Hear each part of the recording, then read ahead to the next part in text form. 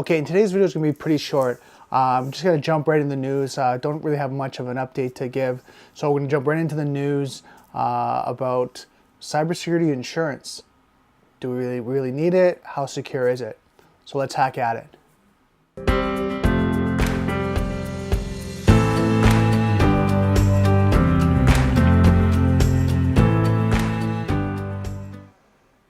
Okay, so I don't have much to update on what I'm working on. Same old thing, studying Linux, Python programming, and penetration testing. So still going strong with that. And today I just want to jump right into the news because there's an article I want to talk about, which was new cybercrime insurance policies protects the high net worth set. Rubica is offering its active subscribers a $1 million cybersecurity insurance policy via its partner Pure Starling. Private network security company Rubica has partnered with Pure Starling to offer its, and I'm just kind of reading over the notes in the article in the first couple paragraphs. Pure Starling is to offer its active individuals, subscribers, $1 million cybersecurity insurance policy. The policy carries an annual $1,000 premium, has a $100,000 sub limit for system attacks, and purchasers can have no prior fraud or cybersecurity incident in the past 24 months.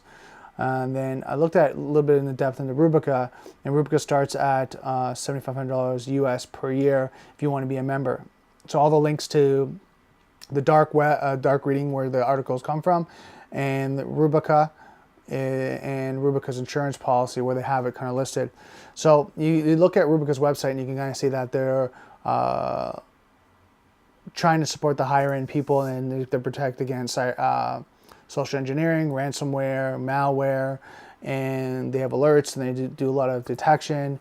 So they're doing all this great stuff, and that's great.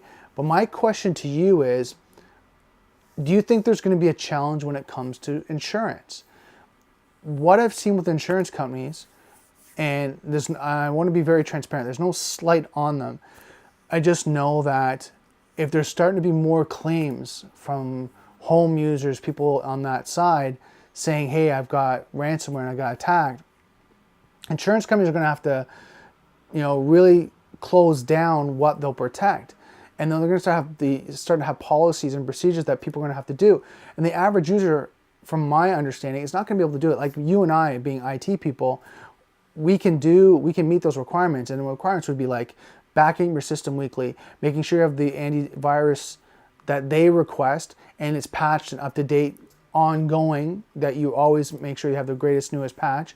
You're running scans on a scheduled time that they can monitor, right, to say that, yeah, you've been updating and you've been running scans.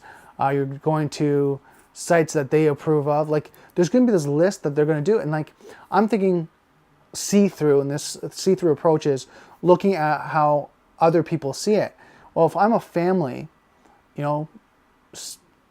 significant others, kids, whatever that may be, how many of them are going to do this on a daily, weekly basis when they have so much other things going on, right? Are they going to be able to make sure all their software is up to date, in all different applications, from their Microsoft Word to these antivirus and firewall they might have to get installed? Are they setting up properly? Are they going to only sites that are authorized? Do they happen to go to one by accident? They type in the URL incorrectly, or they did a search and they clicked on a link, or they clicked on something. Say, sometimes you go to these websites and they have ads on the side, and you click on that by accident, and it takes you to a site that you're not supposed to go to that might have adware there, something along that line. Now, does that breach your insurance policy? This is the thing that I want to really have the discussion about, because I think insurance companies are going to provide this service up to a point, and it's going to be up to the end user to do a lot of heavy lifting and work. And if they don't meet those requirements, and maybe not even knowing it, they might not know they don't meet the requirements just because it's so in depth and it's just over their head, right? It's like speaking a different language to them, that they sign up for the policy, they pay for it, and then what happens when something happens, they go, oh, I want to make a claim. And they're going, yeah, sorry, you can't make a claim. Yeah, you have ransomware on your system, so you've been compromised that way.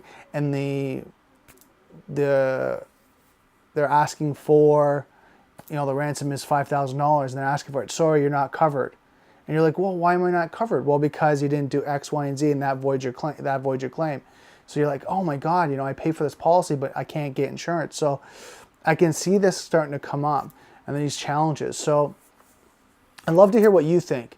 I know this is a little bit of my opinion on what's going on, but I see like the average person, not the power user or IT person, but the average user using systems.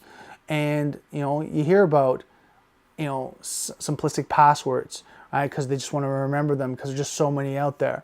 You hear about challenge in the sense of, oh, am I supposed to be updating this software? Oh, I haven't backed up my system in months. Like, you hear all these things that you're kind of going, this is what's leaving you open to be compromised. These are vulnerabilities, and threat vectors and areas that you can be compromised on. So why are you not doing it? Oh, well, I just don't have time.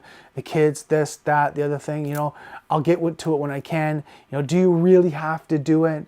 So you're kind of like, oh my God, if you're using a system and you're having, it connected to your home network, your business office network, whatever that may be, and your financial information is there, you need to secure it. Like, this is the day and age we live in.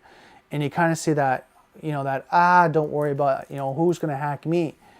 And it's the concept that there's a hacker on the other side that's just coding away trying to get at them.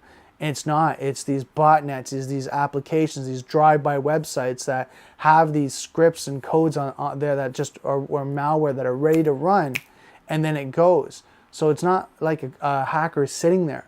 It's these applications and software that are sitting there waiting, right, to execute when someone makes a mistake.